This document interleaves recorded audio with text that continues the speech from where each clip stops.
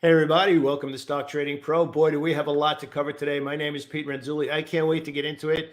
Is the stock market broken? That's the big question we're going to answer right now. And it's basically coming from a lot of the coaching sessions that we've had recently, especially from new members that have come into our boot camp. A lot of comments on social media, both here on Twitter as well as YouTube, where I spend most of my time, even in our Facebook group. Here's the thing. A lot of people are getting more gray hairs right now, getting confused.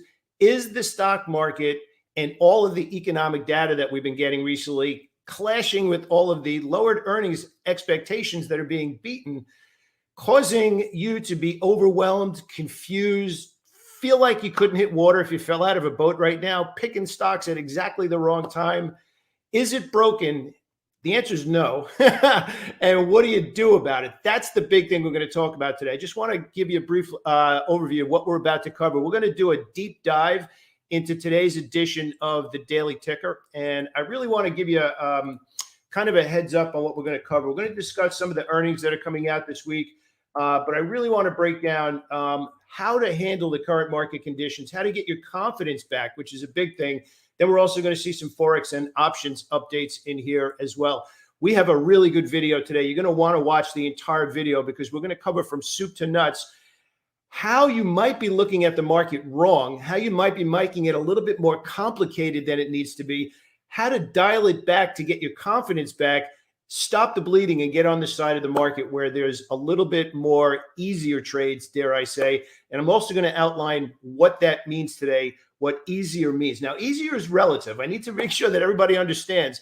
Somebody might have just started trading 2 months ago. Somebody might have started trading in 2021 when the market was going straight up, maybe had a wrong view of how easy the stock market was and kind of got hit a little bit when the market reversed.